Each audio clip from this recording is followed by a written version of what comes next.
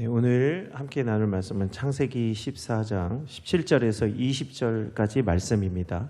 창세기 14장 17절에서 20절까지 말씀을 함께 교독하겠습니다.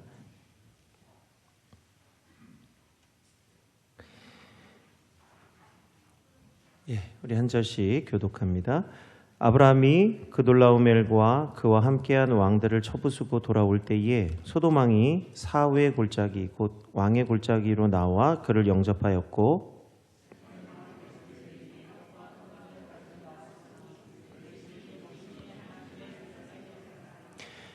그가 아브라함에게 축복하여 이르되 천지의 주제이시오 지극히 높으신 하나님이여 아브라함에게 복을 주옵소서. 내 손에 붙이신 지극히 높으신 하나님을 찬송할지로다. 아멘. 아브라함이 그 얻은 것에서 10분의 1을 멜기세덱에게 주었더라. 아멘. 오늘은 우리 성도님들과 함께 예배에 대한 말씀, 축복의 예배에 대해서 함께 은혜를 나누고자 합니다.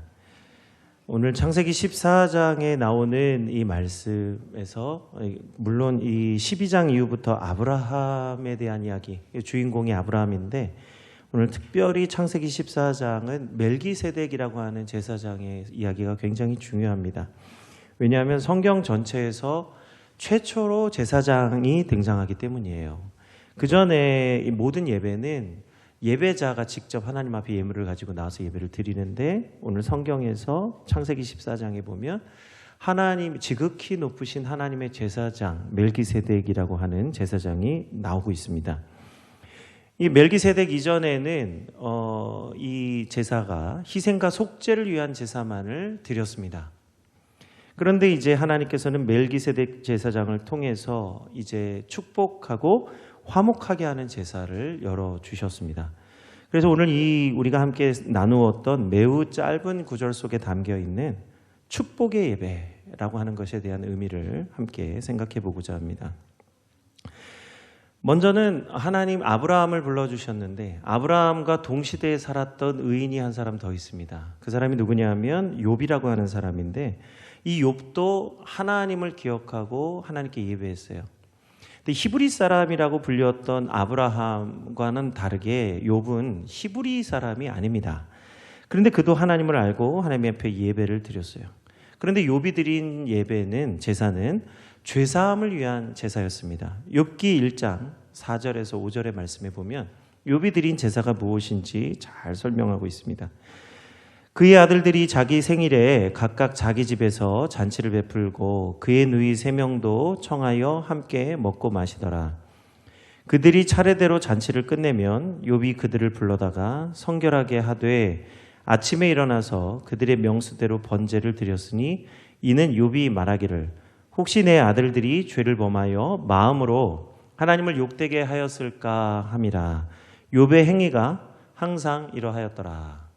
욥이 하나님 앞에 예배를 드리고 제사 드릴 때, 이게 이제 제사, 우린 예배고 이제 구약에서는 제사라고 하는데 이 제사를 아들과 딸들의 명수대로 번제를 드렸다는 거예요. 그래서 그의 자녀가 10명이 있는데 10번의 번제를 드리면서 하나님 앞에 간구하는 게 뭐예요? 내 아들들이 혹은 내 자녀들이 죄를 범하여 하나님을 욕되게 하지 않았을까? 그러니 하나님 그들의 죄를 사하여 주옵소서. 이 번제, 하나님 앞에 드리는 번제의 의미가 죄를 사하고 용서를 구하는 제사라는 거예요. 그래서 욥의 제사는 아벨의 제사와 같이 희생을 통해 죄사함을 얻는 제사였습니다. 그런데 아브라함의 제사는 오늘 이 아브라함의 제사는 이 욥의 제사와는 조금 의미가 달라요. 아브라함의 제사는 무엇이냐? 죄사함과 함께 하나님의 언약을 믿고 드리는 제사였습니다. 아브라함은 하나님의 말씀을 믿고 가나안 땅으로 옮겨왔습니다. 그게 창세기 12장에 나오는 아브라함에게 주신 하나님의 말씀이죠.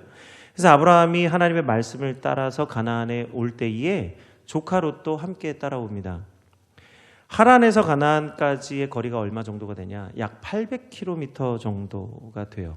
우리가 이제 서울에서 부산까지 간 450km?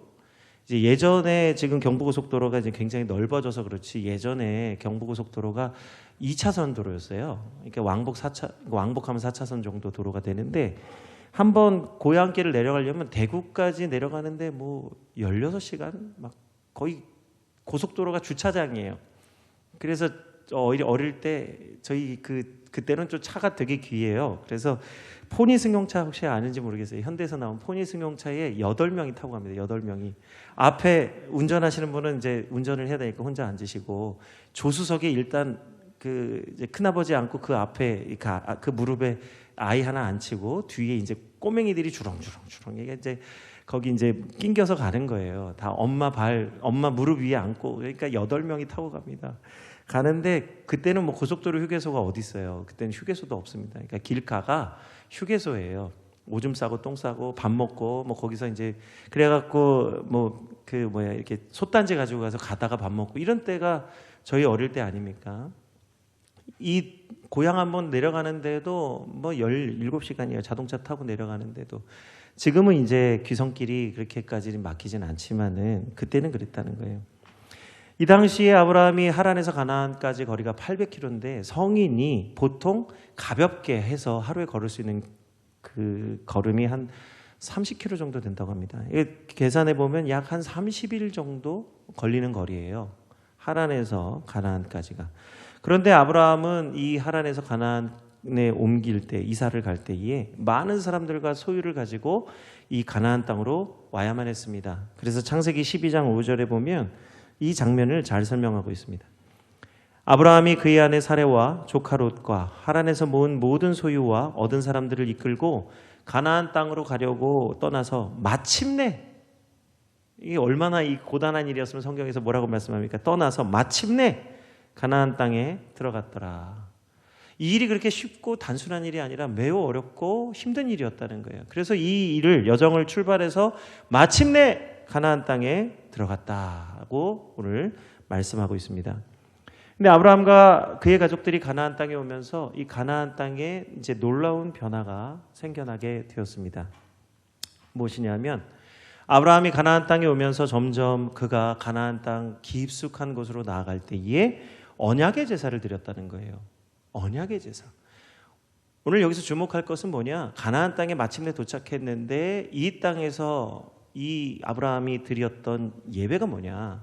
그것은 언약의 예배였다는 거예요. 그것이 창세기 12장 7절에서 9절의 말씀입니다. 여호와께서 아브라함에게 나타나 이르시되 내가 이 땅을 내 자손에게 주리라 하신지라. 자기에게 나타나신 여호와께 그가 그곳에서 제단을 쌓고 거기서 베델 동쪽 산으로 옮겨 장막을 치니 서쪽은 베델이요 동쪽은 아이라. 그가 그곳에서 여호와께 제단을 쌓고 여호와의 이름을 부르더니 점점 남방으로 옮겨갔더라. 아멘. 아브라함이 가나안 땅에서 드린 제사는, 그 제사의 핵심 뭐냐? 내가 이 땅을 내 자손에게 주리라 말씀하신 언약을 기초해서 예배를 드렸다는 거예요.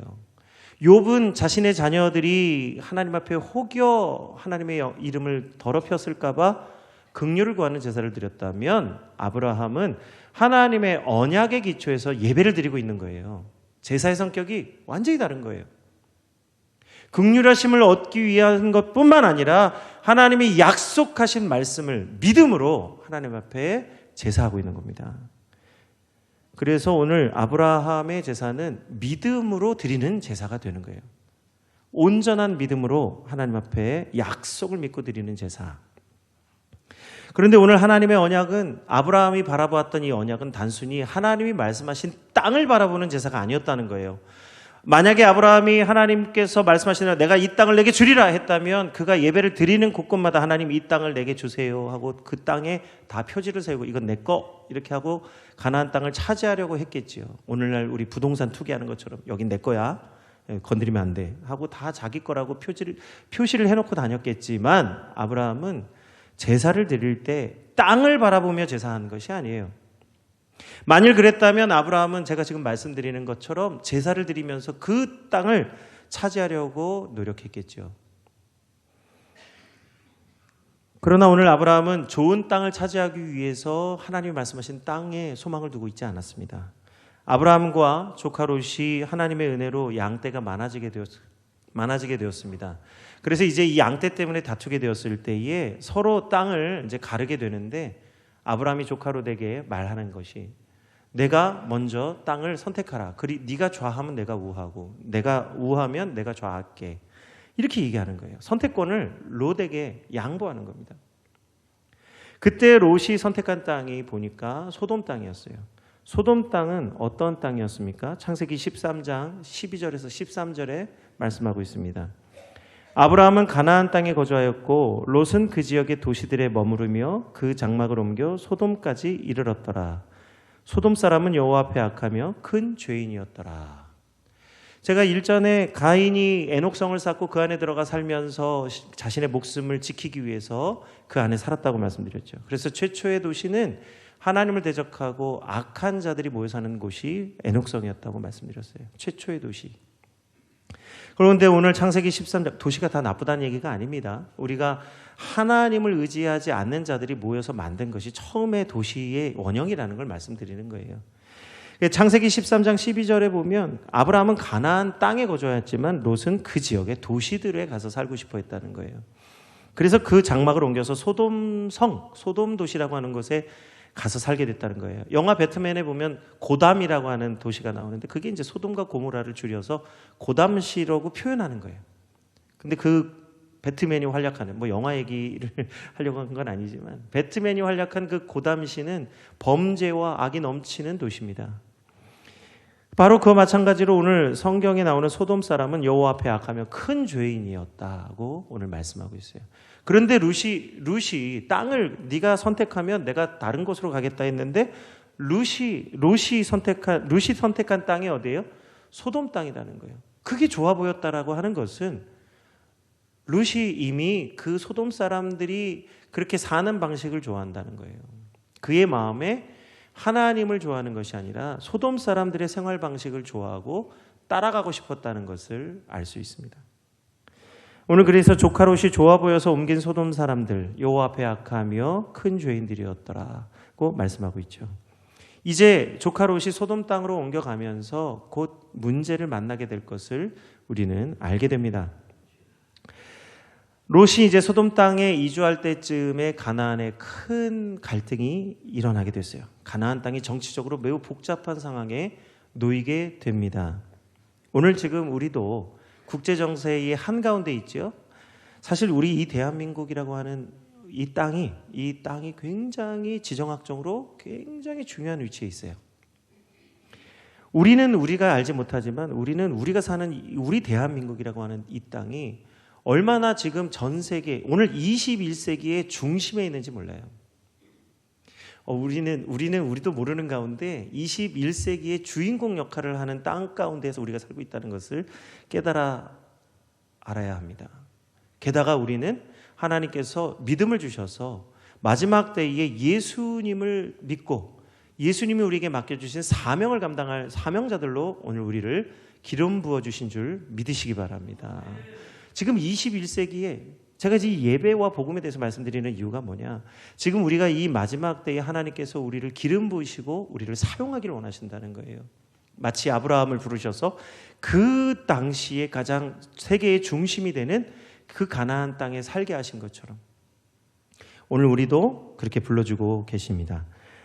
이제 아브라함과 롯이 가나안 땅에 와서 살 때에 가나안 북쪽과 남쪽에 있던 왕들 가운데 갈등이 있었어요.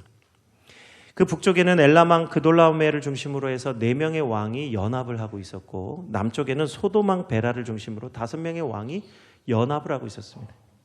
근데 남쪽에 있는 왕들은 북쪽에 있는 왕들이 너무 강해서 조공을 바쳤어요. 그래서 우리 잘 봐주세요. 매년 조공을 바쳤습니다. 그렇게 12년을 북쪽 왕들에게 조공을 바치면서 예속되어 살다가 13년이 되는 해에 갑자기 무슨 마음이 들었는지 배신하게 됩니다. 우리 더 이상 이렇게는 살 수 없다. 그러면서 이제 배신을 하고 남쪽의 5 왕이 연합을 이루어서 이제 엘라망 그돌라오메를 향해서 배반을 합니다. 그러니까 이제 북쪽의 엘라망 그돌라오멜이 이제 크게 분노하고 자신 주변에 있는 4명의 왕과 연합하여 3명의 왕과 연합하여서 이제 쳐들어오게 되는 거예요.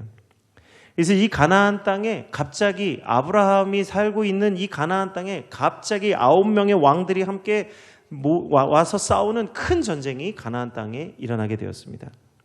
이 전쟁이 시딘 골짜기 곧 사해 지역에서 일어나게 됐는데 바로 그곳이 소돔과 고모라가 있던 도시였어요. 그런데 안타깝게도 소돔과 고모라가 이기지 못하고 패배하면서 소돔과 고모라에 있는 많은 사람들이 포로로 끌려가고 그들의 땅에 있던 모든 소유를 다 가지고 이제 엘라만 그돌라오멜이 이제 자기 나라로 돌아가고 있는 중에 있었습니다. 그 중에 포로된 자 중에 롯과 그의 가족들이 있었어요. 이들 중에서 간신히 피신한 한 사람이 도망한 자가 와서 아브라함에게 조카 롯이 포로로 끌려가고 있다라는 소식을 전해주게 됩니다. 그 소식을 듣자마자 아브라함은 자기 집에서 준비한 훈련을 시킨 318명의 군사가 있었어요. 그래서 이 318명의 군사를 이끌고 가나안 저 북쪽 단까지 쫓아 올라갑니다. 분명히 아브라함은 지금 남쪽 그 헤브론 산지까지 내려와 사는데 이 군사들을 이끌고 가나안 북쪽 단까지 쫓아가는 거예요. 목숨을 거는 거예요. 이 일에 모든 것을 다 거는 겁니다. 그 밤에 거기서 자신들의 가신들을 나누어서 그 밤에 그 군인들을 쳐서 부수고 다메섹 호박까지, 다메섹이라고 하는 굉장히 먼 거리에 있는 곳인데 다메섹까지 쫓아가서 그돌라오멜을 무찌르고 조카 롯을 구출해 내었습니다. 이 이야기를 통해서 알게 되는 게 뭐냐, 제가 오늘 말씀을 준비하면서 설교를 준비하면서 깨닫게 되는 게 뭐냐면 아브라함이, 우리가 성경을 읽을 때 아브라함이 일개 족장이고 굉장히 그냥 나이 많은 할아버지 정도로 생각을 하고 성경을 읽게 되지 않아요?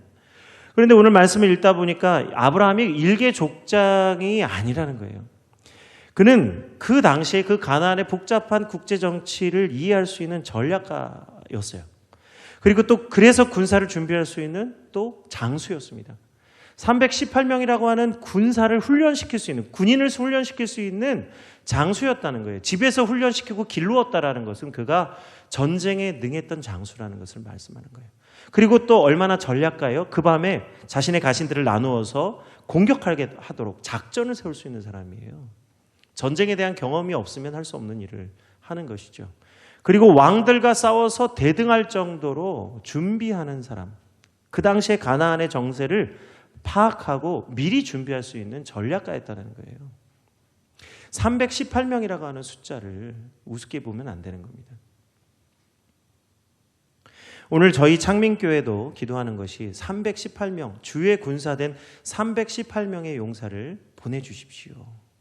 기도 제목이에요. 그래서 어제 토요일 날 우리 권사님들과 함께 점심을 먹으면서 말씀하신 게 있어요. 우리가 이제 2024년도에는 우리 성도님들이 하나님 앞에 준비된 자들이 세워지기를 기도한다고 말씀하셨어요. 제가 소망한다고 그랬어요. 2024년도에 이런 일이 일어나기를 원합니다. 사실 이 사건을 통해서 아브라함은요, 가나안 왕들과 대등한 사람이 될 수도 있고 어쩌면 그들을 위해 군림할 수도 있는 사람이 될 수 있죠. 왜요? 그 가나안 땅의 모든 왕들을 이기고 돌아가는 그돌라오멜을 싸워서 이긴 사람 아닙니까? 그렇기 때문에 그들 위에 군림할 수 있는 사람이 될 수도 있고 또 다른 선택지는 뭐냐? 그렇기 때문에 다른 모든 왕들의 견제를 받는 원수가 될 수도 있는 거예요. 이 승리가 조카 롯이 포로로 끌려갔기 때문에 전쟁을 하게 되었지만 아브라함이 원한 것은 가나안 땅의 실력자가 되거나 가나안 땅을 내가 다 차지하겠다, 내가 다 가지겠다라고 하는 어떤 그런 욕심이나 야망으로 일으킨 전쟁이 아니에요. 자신을 믿고 따라온 조카를, 그의 생명을 보존하기 위해서 어쩔 수 없이 벌인 전쟁이었다는 겁니다. 피할 수 없는. 그러나 이것을 통해서, 곧 아브라함의 승리를 통해서 아브라함의 삶에 위기가 찾아올 것이라는 것을 예고하고 있는 거예요. 어떤 방식으로든 인간의 도전과 인간의 시기와 인간의 욕심으로 이제 그 중심에, 그 정치의 한가운데 서야 되는 입장이 되고 말았다는 것을 나타내고 있는 거예요. 그러나 오늘 하나님은 하나님의 기름 부으심으로, 하나님의 부르심으로 부르신 아브라함에게 전혀 다른 일을 준비하고 계셨습니다. 아브라함이 이제 이 전쟁에서 승리해서 돌아올 때에 두 왕이 아브라함을 맞이하러 나옵니다. 한 왕은 소돔 왕 베라, 그리고 나머지 한 왕은 살렘 왕 멜기세덱입니다. 두 사람이 각각 아브라함을 영접하러 나왔어요. 다 목적이 있어서 나오는 겁니다. 목적이 있기 때문에 아브라함을 맞으러 나왔어요. 그때에 이 창세기 14장 21절 먼저는 이제 살렘왕 멜기세덱이 먼저 영접을 하는데 순서를 좀 바꿔서 소돔 왕 베라가 왜 아브라함을 영접하러 나왔는지 먼저 그 말씀을 그 목적을 설명하고자 합니다. 창세기 14장 21절 현대인의 성경의 말씀인데 현대인의 성경 말씀에 보면 소돔 왕이 아브라함에게 사람은 나에게 보내고 물품은 당신이 가지시오 하자. 예. 그렇게 소돔 왕 베라가 아브라함에게 말했어요. 너가 다시 찾아온 모든 물건 가운데에 그 물건과 사람 가운데 사람은 내게 보내고 물건은 네가 가져라. 소돔 왕이 아브라함에게 호의를 베푼 이유는 아브라함에게 호의를 베품으로써 아브라함의 힘을 얻고 아브라함과 어떤 모종의 결탁을 하기 위함이었습니다. 이에 대해서 아브라함은요 매우 단호하게 소돔 왕의 그 권면을 거절합니다. 참 어려운 것인데 매우 단호하게 그의 호의를 거절합니다. 그것이 창세기 14장 23절의 말씀이에요. 이 거절에는 분명한 아브라함의 뜻이 있습니다. 당신이 내가 아브라함을 부자가 되게 하였다라는 말을 하지 못하게 하기 위해서라도 내가 당신의 것은 신발끈이나 실오라기 하나 갖지 않겠습니다. 아브라함의 뜻은 분명했습니다. 소돔 왕에게 내가 은혜를 입었다는 말로 인해서 왕들의 자리 다툼에 함께 참여하거나 소돔 왕의 어떤 그런 청탁을 거절하지 못하는 그런 일이 없도록 미리 하나님의 은혜로만 모든 것을 살겠다라는 결단을 지금 나타내고 있는 거예요.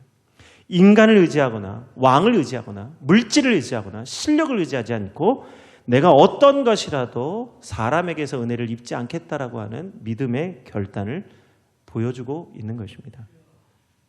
이는 아브라함이 온전히 하나님을 믿었기 때문에 고백할 수 있는 고백이에요. 자, 또 다른 한 왕이 살렘왕 멜기세덱이 아브라함을 영접하러 나왔죠. 그는 어떤 목적을 가지고 아브라함을 영접하러 나왔을까요? 멜기세덱은 떡과 포도주를 가지고 아브라함을 축복하기 위해서 나왔습니다. 창세기 14장 18절에서 20절의 말씀입니다. 그리고 살렘왕이자 가장 높으신 하나님의 제사장이었던 멜기세덱은 빵과 포도주를 가지고 나와서 아브라함을 축복하며 우주를 창조하신 가장 높으신 하나님이 아브라함을 축복하시기 원하며 그대에게 승리를 주신 가장 높으신 하나님이 찬양받으시기 원하노라고 하였다. 그리고 아브라함은 자기가 되찾아온 모든 전리품의 10분의 1을 멜기세덱에게 주었더라. 오늘 하나님이 멜기세덱을 세우신 목적은 분명합니다. 하나님이 멜기세덱을 아브라함에게 보내주신 거예요. 멜기세덱은 아브라함을 축복하며 하나님께 합당한 영광을 돌리게 하도록 아브라함을 축복하며 권면하였습니다. 그리고 또한 멜기세덱은 빵과 포도주를 통해서 모인 모든 무리들이 함께 먹고 마심으로써 어떠한 것도 없이 화목하도록 빵과 포도주를 함께 먹고 마심으로써 그 모인 모든 사람들이 화목할 수 있도록요. 다른 어떤 정치적인 목적이나 어떤 사사로운 이익이 아닌 온전히 하나님의 은혜로 모든 사람들이 화목하도록 떡과 포도주를 들고 나온 것이에요. 아브라함은 이 하나님에 대한 은혜의 보답으로 10분의 1을 멜기세덱에게 드렸습니다. 우리가 11조가 왜 하나님의 주신 은혜에 대한 감사의 표현이냐. 제가 11조는 감사의 표현이라고 말씀드렸잖아요. 온전한 11조야말로 하나님의 은혜에 대한 온전한 감사의 표현이에요. 온전한 11조예요. 온전한 11조. 하나님은 중심을 보시기 때문에 액수의 많고 적음이 아니라 온전하냐 온전하지 않냐를 보신다는 거 아니에요. 아브라함이 하나님이 주신 그 멜기세덱을 통해서 주신 그 축복의 내용이 무엇인지를 깨달아 온전하게 10분의 1을 멜기세덱에게 드리는 겁니다. 그가 얼마나 많은 전리품을 가지고 왔겠습니까? 그것의 10분의 1을 구별한다라고 하는 것은 그가 얻은 것이 정확하게 무엇이고 그것이 어떠한 것인지를 알아야 10분의 1이라고 하는 이 10의 1조를 구별할 수 있는 거예요. 온전한 11조. 헌금 11조를 많이 드린다고 해서 하나님 앞에 상급을 쌓는 것이 아닙니다. 아셔야 돼요. 분명히 아셔야 돼요. 내가 누구보다도 가장 많은 11조를 하나님께 드린다. 이게 하나님 기뻐하신다는 게 아니에요. 하나님이 기뻐하시는 것은 정확하게 하나님이 내게 주신 은혜의 10분의 1을 하나님의 것을 하나님의 것으로 알고 있느냐, 그것을 감사할 수 있느냐, 그것을 온전히 지킬 수 있느냐, 하나님은 그 중심에 대한 것을 바라보고 계신다는 거예요. 그것의 표현의 결과가 10의 1조가 되는 것이죠. 하나님이 멜기세덱을 통해서 아브라함에게 깨달아 알게 하시는 것이 뭐예요? 하나님의 약속하신 언약은 그것이 내 것인데 내게 주는 것이다. 그러니 네가 그것을 깨달아 알고 마땅히 하나님께 돌릴 영광을 하나님께 드릴 수 있는 사람이 되도록 멜기세덱을 보내주신 거예요. 자칫하면 인간적 승리나 정치적 꾀임이나 사사로운 이익을 따라갈 수 있는 자리가 아니라 이 자리에서 멜기세덱을 통해서 온전하신 하나님의 은혜와 축복을 받아 누리는 하나님을 기억하고 하나님을 사랑하는 자가 되도록 멜기세덱을 보내주신 겁니다. 하나님은 멜기세덱을 통해서 언약과 함께 이제 축복과 화목의 제사를 드릴 수 있도록 해주셨습니다. 자, 오늘 이 자리에 피 흘림 없이도 축복과 화목의 제사를 드린 멜기세덱은 누구냐? 과연 이게 누구냐는 거죠. 피 흘림이 없는, 짐승을 잡아 희생하지 않는, 그럼에도 불구하고 온전한 축복과 화목의 제사를 드리게 할 수 있었던 멜기세덱은 과연 누구였느냐. 그것이 지금 우리가 이 새벽 제단에 우리가 함께 살펴보고 있는 히브리서 말씀에 증거하고 있는 말씀이에요. 히브리서 7장 1절에서 8절의 말씀, 현대인의 성경입니다. 이 멜기세덱은 살렘 왕이며 가장 높으신 하나님의 제사장이었습니다. 그는 여러 왕들을 무찌르고 돌아오는 아브라함을 맞아 축복해 주었습니다. 아브라함도 모든 전리품의 10분의 1을 그에게 주었습니다. 멜기세덱의 이름을 번역하면 의의 왕이라는 뜻이고 살렘 왕은 평화의 왕이라는 뜻입니다. 그는 부모도 족보도 없고 태어난 날과 죽는 날도 없으며 하나님의 아들과 같이 언제나 제사장으로 있는 자입니다. 여러분은 그가 얼마나 훌륭한 자인지를 생각해 보십시오. 우리 조상 아브라함까지도 모든 전리품 가운데 가장 좋은 것의 10분의 1을 그에게 바쳤습니다. 제사장 직분을 받은 레위 사람들은 같은 동족인 아브라함의 후손에게서 10분의 1을 받도록 율법이 규정하고 있습니다. 그러나 멜기세덱은 레위 사람의 족보에 들지 않았는데도 아브라함에게서 10분의 1을 받았고 하나님의 약속을 받은 아브라함을 축복해 주었습니다. 일반적으로 축복은 윗사람이 아랫사람에게 하는 것입니다. 제사장들도 10분의 1을 받았고 멜기세덱도 10분의 1을 받았으나 제사장들은 죽을 사람이고 멜기세덱은 성경이 증거한 대로 영원히 살아 있습니다. 아멘. 이 멜기세덱이 지금 누구를 얘기하는 거죠? 하나님의 아들 예수 그리스도를 나타내고 있다고 말씀하고 있는 거예요.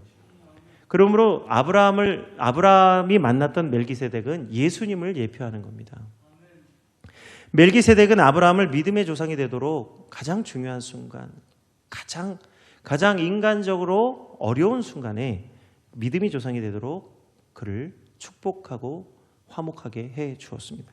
잘못하면 가나안 땅의 모든 사람들의 원수가 될 수도 있고 모든 사람들에게 적이 될 수도 있는 이 상황 가운데에 그 가나안 땅에서 하나님이 약속하신 땅에서 온전히 믿음으로 살도록 축복해 주었습니다. 이를 통해서 아브라함은 믿음으로 예수님을 미리 만난 것이죠.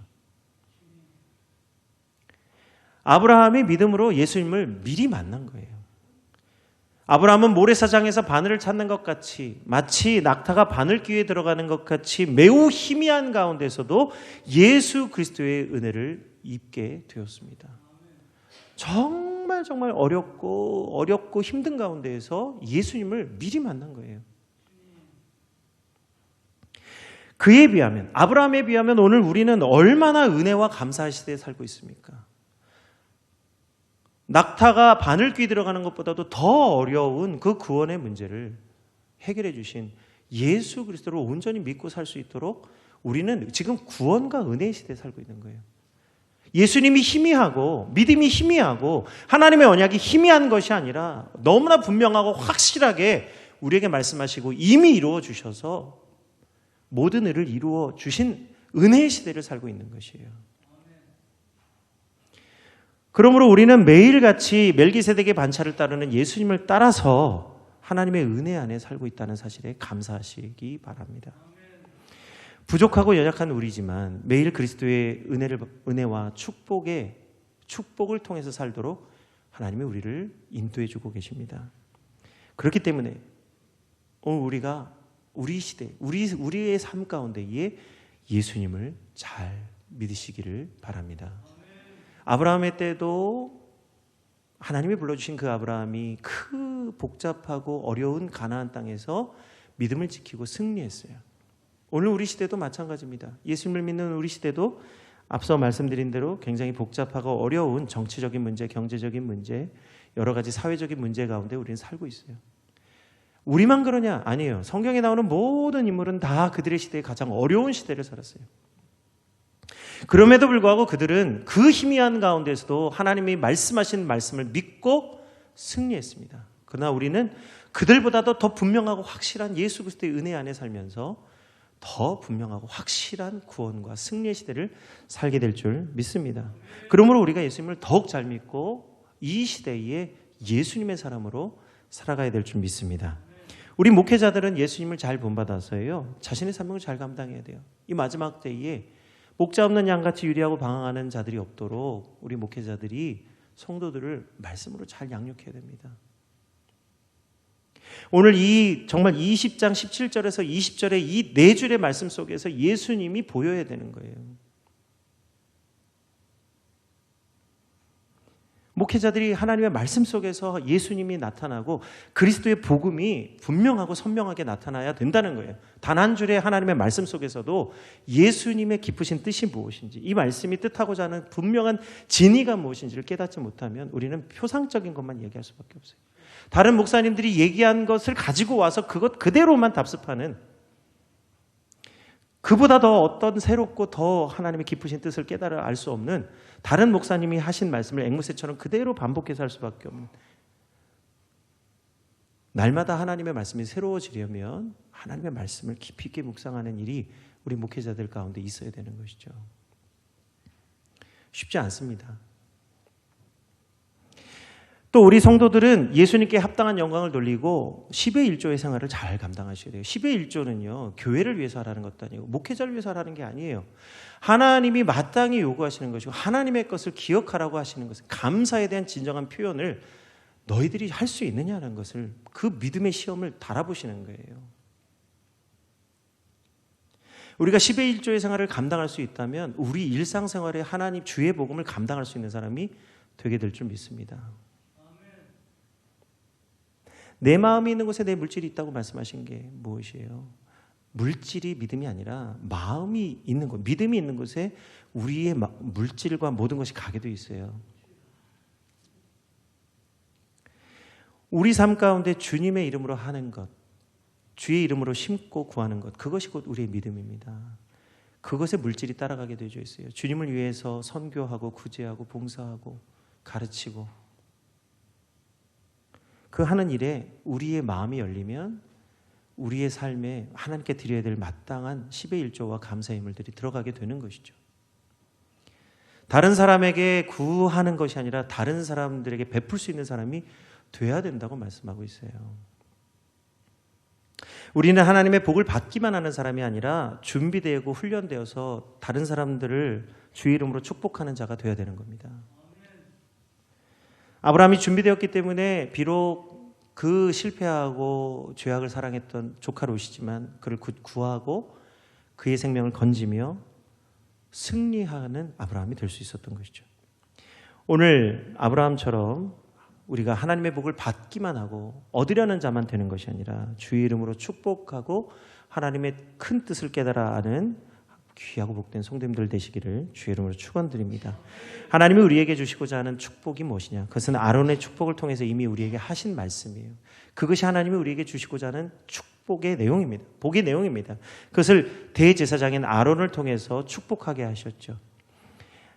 멜기세덱을 통해서 아브라함을 축복하신 것처럼 오늘 아론의 축복을 통해서 오늘 하나님이 우리에게 주시고자 하는 그 복을 받아 누리는 복된 성도님들 되시기를 다시 한번 축원드립니다. 아론의 축복을 이 시간 강복하겠습니다. 여호와는 내게 복을 주시고 너를 지키시기를 원하며 여호와는 그의 얼굴을 내게 비추사 은혜 베푸시기를 원하며 여호와는 그의 얼굴을 내게로 향하여 드사 평강 주시기를 원하노라. 아멘. 오늘 이 시간 우리 함께 찬양 드릴 때 하나님의 복을 받아 누리며 하나님의 은혜 가운데 있는 복된 성도가 되도록 우리 함께 찬양하고 기도하겠습니다.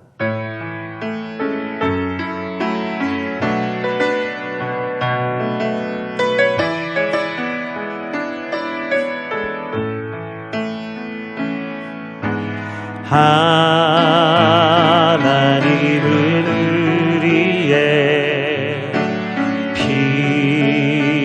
피난처가 되시고 환난 중에 우리의 힘과 도움이시라고 다시 한번 찬양할까요? 하나님은 우리의 하나님은 우리의 피난처가 되시고 환난 중에 우리의 힘과 도움이시라. 너희는 가만히 있어. 너희 향이 있어 주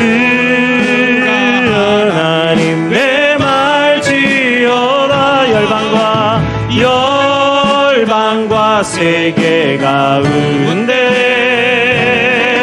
주가 높임을 받으리라. 너희는 가만히 있어. 너희는 가만히 있어 주가 하나님 내 말지어다. 열방과 세계 가운데 주가 높임을 받으. 다시 한번 찬양합니다. 너희는 가만히 있어. 너희는 가만히 있어